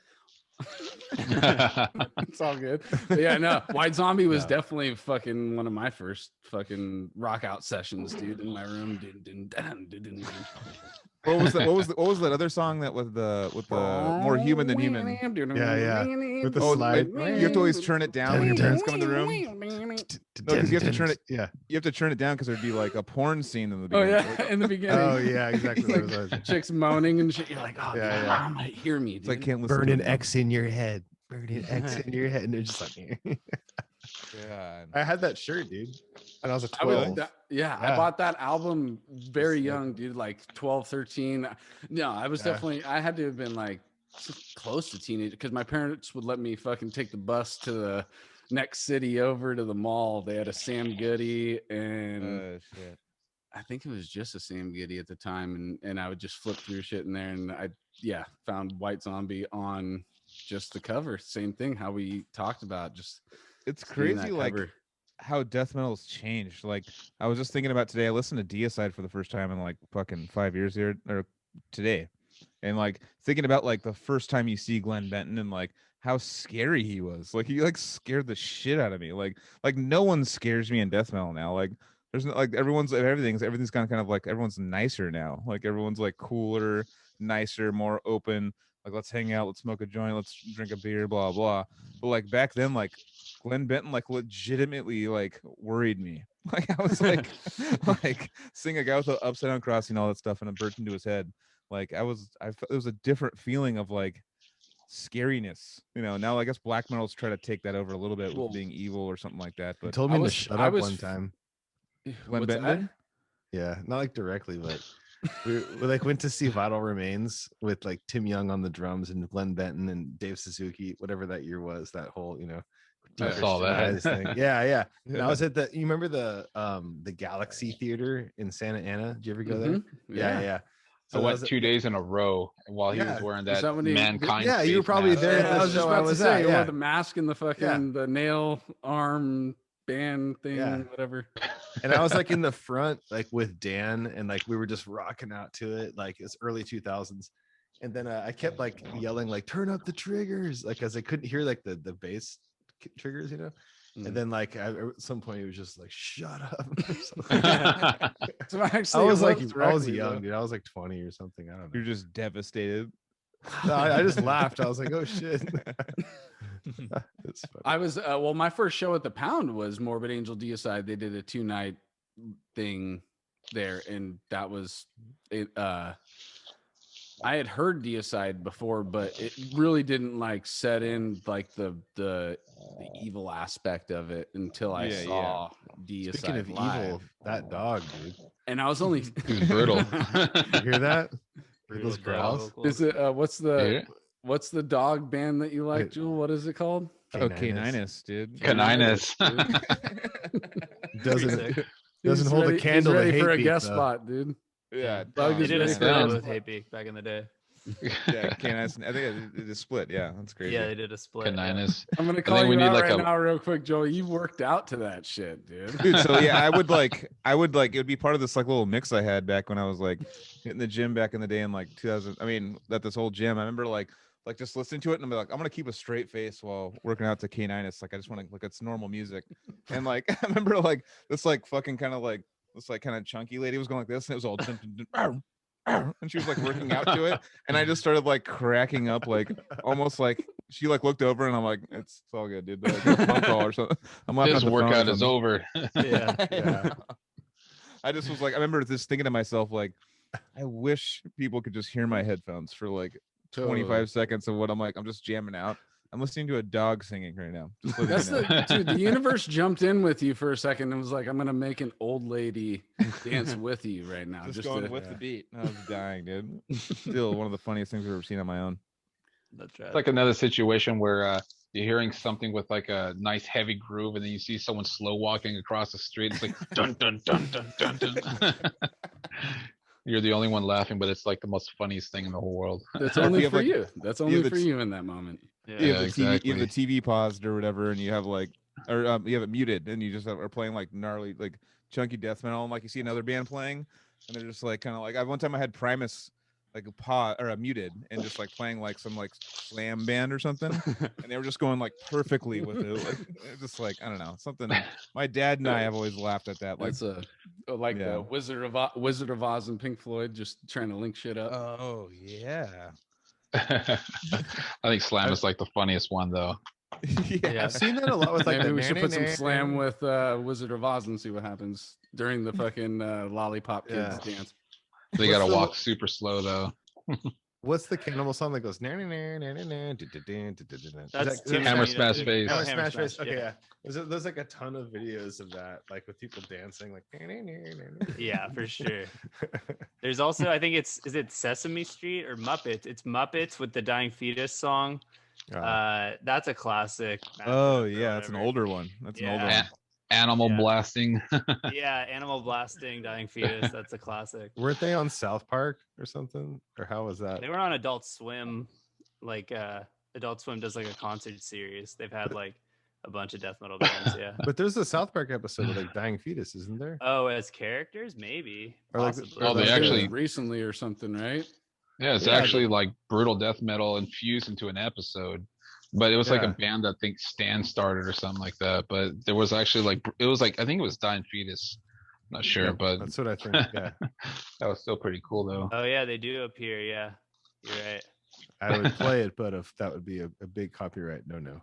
That was 2 years ago. Yeah, But it- 2019. You're That is called it. nice to get a nod from all these like, mainstream avenues of art and whatever, and Yeah. the ones that still appreciate our little fucking niche genre of music. They give their props, So I dig that shit for sure, and it's always cool to. There's even like little kid shit, dude. My son has come across stuff early in his life where they're referencing metal where it goes over his head. Obviously, they're not talking about any of the extreme shit, but it's just like he's come across stuff where they're explaining the differences between black metal, grindcore, and death metal, dude, in one little episode of something that he saw. It was one of the craziest things that happened to me. I'm like, What? I was doing Crazy. dishes in the other room, dude, or not in the other room, but like in the kitchen, and I could still hear the TV, and all of a sudden I heard Viking black metal or some shit. I was like, wait, what the fuck is going on in there? So I ran in and I rewound it. And I don't know the show, and I don't remember all the genres of metal that they referenced, but it was a few pretty, like, whoever wrote this actually knew about like the subgenres of black metal and death metal and grindcore and shit. So Mhm. that was cool to have like a little 15-second excerpt of that. And then there's also like a Pixar movie that's got Mastodon. The mom's like waiting for the kids to come out in one of the Monster Inc. movies or whatever, and she's just sitting there in her car and she starts playing music, and it's Mastodon. And you're like, okay, so there's everybody who wants to like give their nod to it, they do, and that's cool, and they do it tastefully too. That's awesome. It's like brutal metal Easter eggs. You're always gonna find them Yeah. in whichever big band or movie there is. You'll find them. No matter how big a band is, I think that they're always gonna kind of like put that in there so you see it or kind of like know a little bit about it. And like know, we were saying, Beavis and Butthead paved the way for that. Like they opened the doors, and now everybody else is throwing them in there, and it goes over so many people's heads. You know, it's like they hear that Mastodon, they're like, they just move on with their life. You know, it's like that's not going to stick in their head. But then the guys that they're like us, are like, oh shit, that's Mastodon, or oh shit, they're fucking talking about grindcore. You're just like, all right, this is just for us. You know, these are rad examples of like it like making sense and stuff, and being like, yeah, that's really cool. They like interjected that into a, you know, cartoon or whatever, and that's, you know, but like my memory back in the day was just like, oh yeah, you know, Gummo, that movie, yeah. So there's like a Malevolent Creation song at the end when they're, you know, like you're just like, yeah, okay, Gummo, okay, I can see that. You know, it's like this crazy. Yeah, you look at that the compilation, the soundtrack to that album. There's tons of like obscure shit in there. Yeah. Nice. I think Gummo was the first like introduction to me when I heard Bethlehem, and that one song of Bethlehem. Like I honestly never really listened to them before until it came out in Gummo. It's pretty unique stuff, you know. I mean, I love the soundtrack, but the movie, man, I can't explain that movie to anybody. It's so weird, but it's just fun to watch, especially when you're with a bunch of people. Well, I think that I don't want to go too deep in it because I really can't, but I know Harmony Korine went, like, that movie was shot in sections, like it was shot in chunks. Yeah. Like, and then he molded the story afterward, like, and in a way that's totally, I look at that as art and I'm like, that's super chill. Not super chill. That's super awesome for somebody to grab a bunch of random things, put it together, and try and make it a linear or somewhat linear story. But the imagery is fucked up. Imagery is fucked up. Just about everything about that movie is fucked up. Yeah, pretty much. But that's what he was like, trying to peer into something that is real. I mean, you will find a place like that somewhere on the fucking surface of this planet, you know? Yeah. So let's do a little quiz real quick. So Joseph left. Do you know what movie we're talking about? Can you guess, like, the weirdest awkward movie shot in sections? I don't even put together after the fact. I'm not even a movie guy, and I was like wondering, like, would it disrupt the podcast if I like asked what movie you guys are talking about? I was hoping that you guys would just pass over the fact that I wouldn't know, but nope, we're here. We're full on in it right now. So what is it? Hey, tell me. Bunny Ears. Gummo, a town decimated in Ohio by tornadoes, and never seen a lot of death metal on the soundtrack. Yeah, shit. He's younger, you know. Did you watch? Gummo was a big part of our generation. To watch fucked up shit? Why aren't you older, Joseph? Why aren't you? I know, dude. Hurry up and grow up, dude. No, just kidding. Dude. What's the most uncomfortable you've ever been watching a film, Joseph? What film is that? Exactly. Well, I don't know if it's okay. So just in terms of classic horror kind of discomfort, The Shining for sure. And this is way worse. Yeah, this looks fucked up as fuck. Yeah, it'll make you feel like bad about yourself in so many ways. Yeah. Well, no, it'll make you feel even worse that other people have it worse. For you guys remember Kids? Of course, I was about to say Kids. He wrote that. So and the same, people. Yeah. That's a very, very powerful film too. And what's crazy about that is that he wrote it when he was 18, Harmony Korine, and then the dude who directed it had never directed a film before that. A lot of the actors are just random New York skater kids, like for real, like they'd never acted before. So like, and it's one of those movies where you feel like, wait, is this real? Like, am I watching a reality film or is this scripted? You know, and times you're like, oh, this actually feels just like an actual situation we're just like peering into. So I thought that was cool that he was 18 when he wrote it. Director never directed before. Actors never really acted before. And it's one of these things that is a very powerful cinematic experience. Boom, Anthony is done with his rant. So Steve, you drive buses now, don't you? Been driving for 9 years. Has it been 9 years already? I remember when you first got that job on Facebook and seeing you post about it. So it's been 9 years. Tell us some your crazy about that. Tell us your Just craziest, imagine picking up people from the movie Gummo in your bus. I deal with like the finest characters you can imagine, just about Oh, every man. single day. And you can't touch them if they get violent with you. I mean, like if they like, can you put your hands on them? They tell you no, but if they do come at you and like try to attack you, then you can defend yourself, and by Yeah, defending obviously. yourself, you can put them down on the ground, because I'm not Mhm. going to let them put me down on the ground for nothing. Yeah. At that point, it's not about your job. It's about you, Yeah, it's about your protecting safety and yourself. well-being. You're like, I But need my like, job. You just lay there like a board, just let them Yeah. beat you up. Dude, I got to Yeah, pay. I got to get paid on Friday, dude. I got to get that check, dude. Stab me there. Stab me there. Yeah, stab me luckily- there. They'll be able to sew it up real quick, dude. yeah, like luckily, I mean, when I can, this job does let me find some time to go out and tour for however long I can with the paid time off option I have. Mhm. But I mean, it's just brutal though. Like this kind of job, like 13-hour days, dealing with crazy people all the time. It's mostly just a lot of old people. But the city that I'm driving, well, the part of my city that I'm driving in is like the City Heights area, and man, I swear to God, I think everyone's on meth. Jesus. Yeah, just about everybody. But I think it keeps it more entertained, just because it's like more of a rough area. But at least it's not boring compared to some of the other routes that I have to drive. But yeah, it's really hard to take care of a lot of the stuff that I'm trying to finish with, writing and things like that, because the hours are just so long and crazy.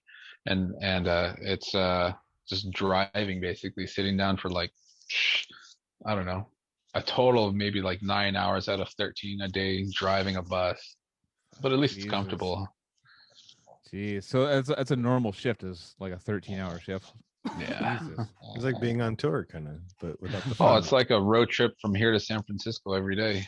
I know your Yeah. next tour, you're like, I am not Crazy. fucking driving. Yeah, Actually, exactly. Yeah.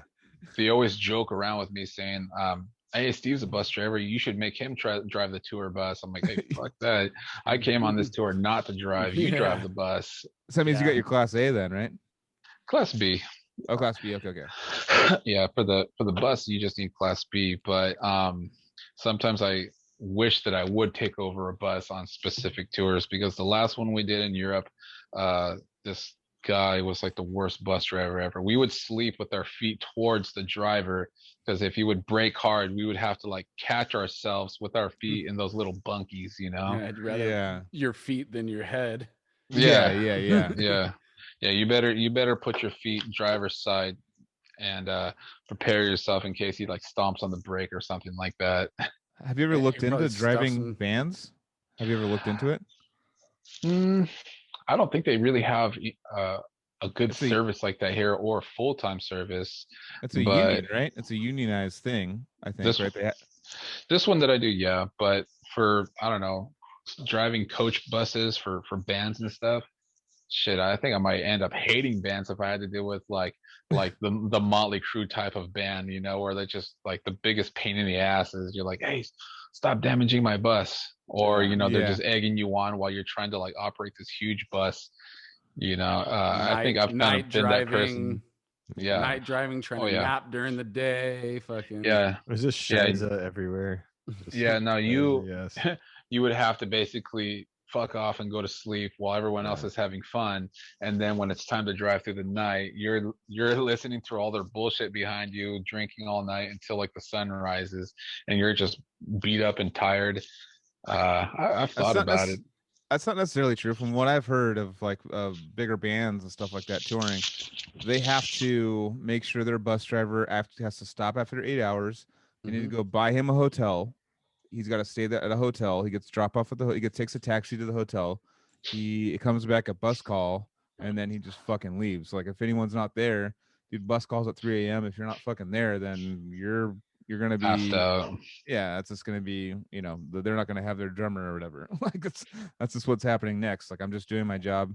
I mean, that's what, from what I've heard, they're required, after they can only drive 8 hours, Yeah, all And the they truck drivers, same thing. Like the 18-wheeler guys, they have to Yeah. log their hours and all that shit, and they're supposed to sleep and rest for a certain amount of time before they get. I mean, dude, It's I like, want them to or do that. you could be a truck driver, or you could just take a bunch of meth, just drive all the way there and just sleep for 3 days, and then It was weird. The last Europe tour that we did, the bus driver had a bunk bed that was like this weird little hole where the stairs were. And Yeah, so yeah. like, yeah, so when we would, go out and do our day, like he would turn off the bus, disconnect the power. So we wouldn't want to stay there anyways because there's no power in there. And he would just like slide in that little crawl hole bed and just be there and sleeping. And like, man, that's gotta suck. yeah, that's where Yeah. the Polish road crew for Cryptopsy was. They would just like Yeah. go like under the bus, like in some like hole, and like, and It's a then weird yeah, bed. yeah, That's just like that's funny. Our last bus driver was Polish too, and he did not. I don't think he liked us very much. he probably did if he got drunk with you. That's kind of how a lot of Polish people are. They're like, they act all tough, and then like you drink with them, and they're just like, "Yeah, brother, we're fucking bros now." I mean, or you like fight them. So that's just what goes on. I mean, there are some cool bus drivers out there. Like, we had a pretty cool bus driver on the like Europe bloodletting thing that we did, and the guy's name was Vern. The guy would like to hang out with us, smoke a cigarette, have a beer, and then go back to his normal thing. But they were pretty cool guy. He was like a German guy, I think. Well, most German guys are pretty cool out there, anyways. But you either get a cool bus driver, or you're gonna have to get the one where you sleep with your feet towards the guy. It was weird. Like on some mornings, I don't know how or what, but in the mornings while we're all sleeping, the bunks would be so hot. Like it's like we thought that he was putting the heater on purpose to us. But the thing is, the sun was like hitting the top of the bus so hard that like he's like, no, I'm not putting the heater on. The sun is just kind of like breaking through, so it would just be like the most hottest, most putrid like bunk beds. And I was like, man, I got to get out of here. Rough. Rad. Yeah. That's the leisures of touring, is being stinky and hot. Yeah, Yep. exactly. I wanted to not. ask, yeah, I wanted to ask you a couple things. One was about your logo designer work you've Yeah. been doing. Can you tell us a bit about how you got into logo designing and how far that's, you've pretty much done? Like I was looking at just your Metal Archives page of all the logos you've done. I'm like, oh, that's a sick band. That's a sick, like so many sick bands. And I'm like, Yeah. oh, you're the guy. I just realized like you're the guy who's done it all. So, and it was kind of new to me. I didn't realize that. So It started off with me just doing mine, and then like I did one for Cephalopsy, and then so I did another one for a friend's band called Gortuary, and then it kind of like started kind of like growing from there, and eventually I just said, oh, fuck it, I'm gonna make a little page on MySpace and try to make a little business out of it and sell these things maybe for like $40 after I've kind of established something. And then eventually later on it definitely grew bigger and bigger, and I've done a lot of other things that are not just like metal bands, but like, man, I did this like a French electro dark electro group that I'm still waiting to put out his project, but he hit me up and I did a bunch of work for him, and then like a little while ago, Mark Riddick put me in like one of his books called Logos from Hell and published it. So like I have like my own little section in there. And just to kind of like add more incentive, like lately I've been like making like little premiere videos of the logo that I just finished for the band. And I'll make like little graphics and add the music. So it's not just like, the art that you're, viewing, but you're also, listening to the artist itself. So like I'm always trying to find ways to kind of like add a little incentives here and there and kind of market myself in ways like that. but it's been doing well. And plus, like not just logos, but like graphic design, like all design, like CD layouts or like vinyl layouts. And when I do, I don't just kind of slap it together. I'll really like integrate your artwork and try to make like a really cool graphic out of it. So when you see it, like the thing to me is like when you're looking at your album, it's supposed to last you forever and time, so when you're just looking at it, you don't want it to look lame, where you just, oh, it's a book with lyrics, like I want to kind of like make it like a piece of your history. So like I always try, like especially with like Disentomb, I mean, the guys invest so much money into their artwork, and like when they give it to me, it's just like little pieces of art, but I'll kind of like try to blend it together and make it like a little storybook or something like that. And then like just to add to it, like I'll make like text or fonts or like logos and just kind of like put my little touches here and there. But yeah, I'm still doing them, still looking for different types of stuff to do. Where can people get a hold of you if they're like aspiring death metal bands and stuff that are listening to this? Where can they get a hold of you to do logos and stuff? Just message me either on my personal page or the business itself that I started, Malevolent Icons. Like it's its own Facebook page. They could just message me right there, and then I'll just give them a quote. And basically the way I do it is I'll just talk to them about what they want.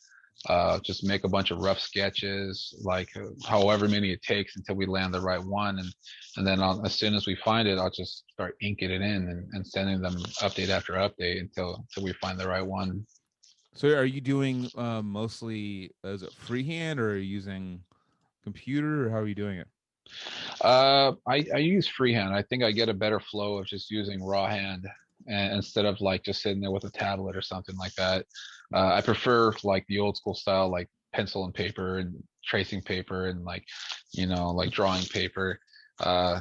Besides, I don't even have time to sit in front of a computer. Like I either because I work such long hours, I'll take the sketchbook with me and just work on it in between like my little free times. Love it, dude. I love yeah, that. it's pretty cool. Yeah, that's rad. I have the video that you put out a couple years ago of just like the demo of you working, and it looks fucking sick. And right now I'm literally watching where it scrolls through all those different logos you've done.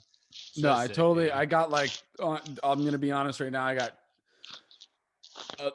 even more interested once you started telling me it was pen and paper, and I'm not trying to downplay any computer graphics, designing and all that shit. I know that fucking is hard work, dude. I'm not, but just for something,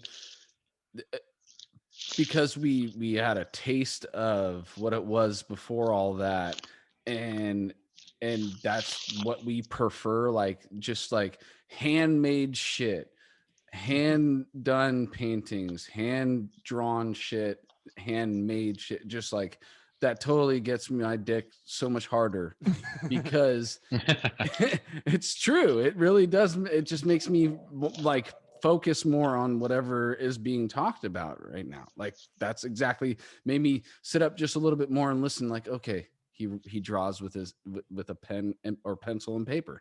That's fucking great, because the arm as the way to exit ideas out of your head, like that's the way. I mean, yeah, you got keyboards. Translates better with like paper on paper, pencil on paper, and then like when I ink it in, I actually have like some programs that'll like vectorize it and turn it into like a like a graphic, but then like I have to kind of fix a few things up and like test it out in a negative space and make sure that it looks good like as a graphic. But yeah, my first preference is do it more like the natural way, just like a handcrafted drawing, and yeah, I honestly don't think I could really draw like that, like on a computer. I feel better with just like a natural hand, like on something like a canvas. So on this issue of what logos you don't want to draw, what I literally was gonna fucking. That was what I was about to share, dude. Really? Yeah, I had the same ex imperatus. I was like, how much did you quote these guys for that? Like, that was a while ago. I don't know. You did But this? Okay. Yeah. Where the I had a fuck feeling do you did that. I was start? just kidding. Where the Straight up, fuck do you start on Anthony, I straight up was just kidding about him doing this, and he did it. Oh yeah, it's in the promo I didn't even know he video. did this. my I honestly God. didn't know he did this. Holy shit! Oh, Yeah, I don't- dude, synchronicity there's a way like to a say that. motherfucker. Yeah, there's a way to say this, but I don't know how to say it. But they, I guess they had this logo broadcasted on like a TV show in their country, and they were able to say it on the TV show. But for short, is you just say ex imperatus. Yeah. But yeah, when I'm actually glad I did this one because you actually see this thing around like all over the place now, and everybody talks about it. I want the shirt. Because the logo. They're a good band too. You know, their first album kind of reminds me of like just really slapping Dying Fetus. It's actually pretty good. Yeah. Hell they're yeah. sick. I'm definitely. I Gonna don't check it get. out. I mean, I'm. So ex imperatus is the abbreviated version. Yeah. So it's Um, abbreviated with words like. Pull it back up, Joel. Oh yeah, I'll pull it back up. Yeah, So that's, it's- that's what it says. You'll see it So like I want actually. to know the full band name though. And I then really see want it. to say. So click right. out of there just so This you is can it. This is see. it right here. Yep. Oh my god, dude. It's Hey, actually let me try. I gotta give it a go. the phonetics is right there. Zebib, Shishiptu, Gathak, Shishula, we all are. Liar, Zacula. Oh no! Look at the bottom. It says spoken as. Say spoken as. See- Oh shit. Oh What's yeah. that? Do this one. Try this one.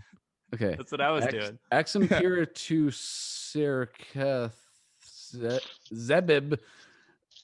I don't know what the fucking from that. That is, I don't know.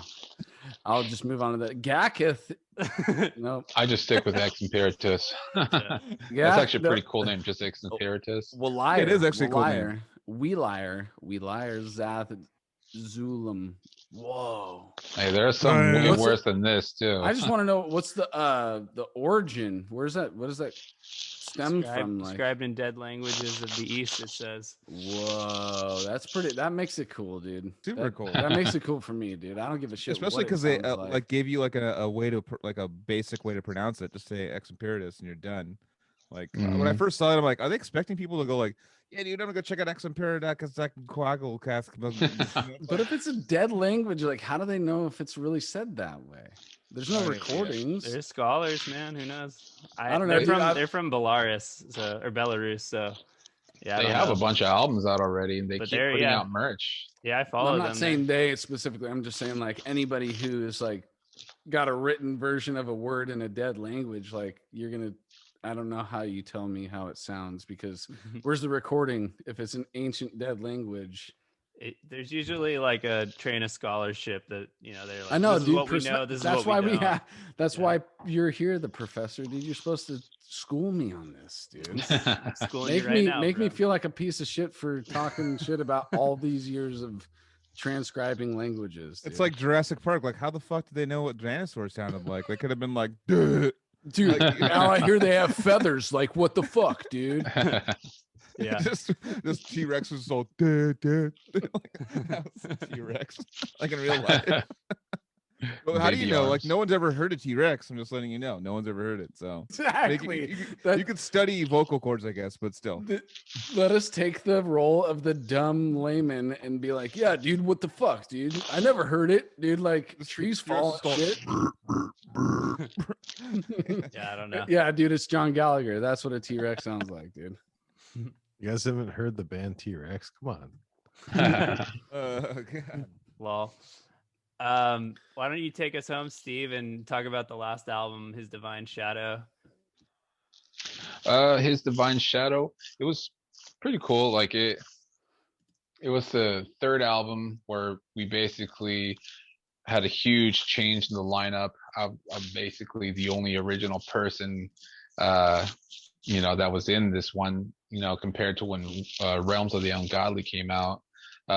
It's so hard to keep guys in the band, like things always happen, people change, people move on. But it was the first time that I actually had to learn to write an album without a drummer and kind of create the drums myself. And so like it was a good learning experience. I finally showed up to a studio with click tracks, so it was easier for that guy. But it was also kind of like another way of like finding that style again, because I used to just write everything with Forrest, the former drummer, and this time I had to kind of like come out with the ideas just out of my own head. But no, it was a cool process. Like I had the music basically sent off to a friend of mine that was working with Eric Rutan, and his name is Art. He was working at Mana Studios, and we tracked here at home, and then we sent it over there, and he just reamped and did everything and made it sound really good. And it was kind of cool, having like Eric Rutan kind of like just like monitoring it and like seeing how things were going, and like putting his 2 cents in here and there with like my friend that was doing everything. I'm not sure about what we're going to do for the next one, but this one was definitely a good experience to learn, for the current one that I'm about to do whenever that's ready. Well, I've gotten to hear a snippet, and I can tell you it's fucking sick so far. Yeah. And yeah, that shit is gonna be the sickest death metal when it comes out. I'm super stoked to hear it. What do you guys sign? Well, who's the what labels are coming out on? We are still with Unique Leader. We signed a 2-album extension, and it was like one of the last the last and final deals that we were able to set up with like Eric, rest in peace. But yeah, we set something up, and so for the moment we're gonna have these 2 albums, and see how everything goes from there, and hopefully try to like put out like more content with it, like a music video or something like that. But the way things are these days, I probably a good idea to kind of like take our time with it, so hopefully when we release it, hopefully things will be back in full swing, and be able to do something with it. I can't imagine how many bands are just waiting to tour a bunch of albums that they put out last year and they can't do nothing. But it gives me more time to like think about what I'm doing with it. But it's gonna be pretty good, man. I got like the cover already done and some other artwork for it, and I just need to finish like 3 more songs, and it'll basically be done. Nice. Fuck yeah. Yeah. Oh, yeah. So I've had that one riff stuck in my head from the song you sent. Yeah, I'm digging it. Sorry. I got plenty of it. I got plenty of stuff coming up for that. But I think like I know we were talking a lot about Solid State and tube amps before. For that album, for His Divine Shadow, we reamped with the PV 5150, and I loved it and everything. But I think for the next one, I want to go with that dirty, grindy, chunky guitar tone, probably like with one of my tones, and try to like nail that original sound that we put out back in the day. That's basically what I'm trying to do with this new one, is put out this album that's more reminiscent to the original sound. Have you thought about, since you love aspects and kind of what Casey was piggyback on what Casey was saying, sounds like someone's farting in the background. No, but oh, it's a bug. It's bug. I'm all dude. It's on the podcast. Just let it out, brother. Bug loves the attention, and he's not getting enough. Yeah. But have you ever thought about possibly? What's up, buddy? That's good. But have you thought of the possibility of like trying to like do what Casey was saying earlier, like have one Solid State, one just like trying to blend the 2 sounds? Yeah, I'm open to try anything. I mean, all I really would like is to just make the guitars sound as chunky and heavy as possible. I want them to kind of be like the highlight of it all, where it's just right in your face, like the most heaviest down tune guitars ever. All right, I'm putting you on the spot right now. What's your favorite guitar tone album of all time? Probably Broken Hope, Loathing. Okay. Nice, dude. Yeah, nice. That's my favorite one. That's a good one. I got a few others, but I think that's the one that stands out to me the most. I know it's like it's like a tube amp, but that's like the kind of tone that I'm always trying to emulate with what I use. And so yeah, I mean, usually what I go for is that low bassy kind of like scooped mid like brutal guitar tone sound, and Dude, have you fucked with so I went to this guy's house that I bought these I bought like a bunch of Mesa cabinets he was selling, and he was like, "Oh, I got these other things I'm selling too." And it was a 412 and that was a 215 cab. And he had a yeah. 215 and it was like a guitar cab. And he was just chunking on it. And it was just like, what the fuck? Like if I was playing like heavy shit, this is exactly what I would get. And it had this like it was a custom 215. And I was like, Jesus Christ, that's like the bass just like like you almost don't need a bass player anymore. Like it was like crushing. Like I don't know. I haven't gone too much into it after that, but he had an 8-string guitar and he was chunking on it. I was like, what the fuck? Like I almost want to just buy it just to have it. But yeah, no, that could be I don't know, some nerd shit to look into. I have no idea. You tuned to B. We're C sharp pretty much, right? Yeah, so that's probably not what would be going. I actually have one of those Marshall cabs. Yeah. I prefer it more. I like Celestion speaker type cabs. Like I've tried like Vader and stuff and those Evanescent speakers. And they sound okay, but I prefer more like Celestion type speakers. Yeah.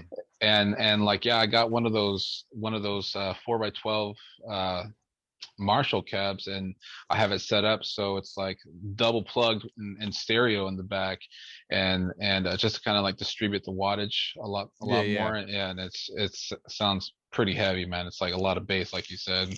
Yeah. It sounds super deep.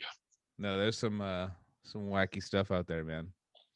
But yeah. Isn't like this like the size of the speaker also like the kind of like the tightness of like the quickness of it? Yeah. So like 10-inch versus 12. So if you're going low end, I mean, if you're going a low chunk with a distortion, a 15-inch would probably make more sense if you're chunking and holding out. If you're doing like a chunk like you're trying to like be tight, then a 15 would be kind of dumb. But like it's like a mix of 12s and a 15. Like that's what I'm saying. Yeah, that'd be cool. I think that'd be a cool idea. But it's like if you're a death metal person, like you don't want to like you want a nice sound system in your car. You don't want 12s in your car. Like you want a 10-inch subwoofer. You want a 12-inch subwoofer for the boom, boom, boom, boom. Yeah. But, like a 10-inch one that's like has like a tighter like a bass attack. So it's like more for like the double bass and stuff. You'd want two 10-inch ones rather than 115. You'd want or a 112. You'll get more out of that 10-inch with a good amp. Totally. Exactly. Yeah. Exactly. I think I had like a 610 bass cabinet before. Yeah. I've had the 610 and a 810 before. Exactly. Yeah. That's right. Yeah, it's weird with live bass. It's kind of weird. You don't. I mean, there's just for death metal, you don't want to use anything bigger than a 10 playing through a bass amp. But just because it's unless you're going like really slow and stony, then maybe you want to go like a 15. But like a 10-inch, I don't know, we're getting too dorky about it. But a 10-inch. When's the last time you went slow and stony, dude? Dude, last night with your fucking brother. I almost said mother, but I figured I know Vincent. I don't know your mom. Yeah, you got too much respect. Derailed it. You put some respect on my mom's name. I put some respect on it. Those Italians, I don't want to get shot. Fucking. Well, fuck yeah, dude. Oh, I know you have to get to work early tomorrow, and I know you've worked 13 hours today, man. I fucking super appreciate you putting a little bit of time with us. We all do, dude. Yeah, we all appreciate it. It was cool. Much, dude. There's actually a lot of reminiscing because I mean you guys all kind of like fall somewhere in my past, with like previous bands and tours and stuff like that. So I thought it was really cool to kind of just like bring up some of these old memories because somewhere in my path, in my past, a lot of you guys have something to do with it, and like it was just kind of cool to like reminisce and like reopen those old memories. Well, cool, yeah. Dude. And then Tyson is drumming for you guys right now, right? At the moment we're drummerless. Oh, okay, gotcha. What do you do, Casey? Your last thing. Oh, the last album. I was looking it up. I'm just kidding. I'm kidding. No, that's what I saw too. I saw that too. We got someone lined up for like the album itself, but in the meantime, we're just gonna keep an eye out for the next guy. see what we can. So it happens, Yeah. I'm Yeah, always going to be totally. the last one standing, but at least, as long as I find a way to keep it going, um, whenever things start opening up again. Oh, but yeah.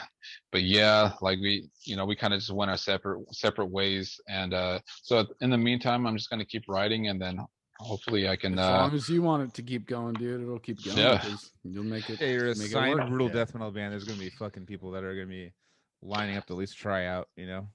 Something. It's actually been kind of like a nice little vacation because now I can kind of like take a little bit of time and we can just kind of work on things at home, not have to worry about showing up to rehearsal so much, and I can just take more time to just write and figure things out on the side, and then eventually when things get better again, and open up, then figure out things from there.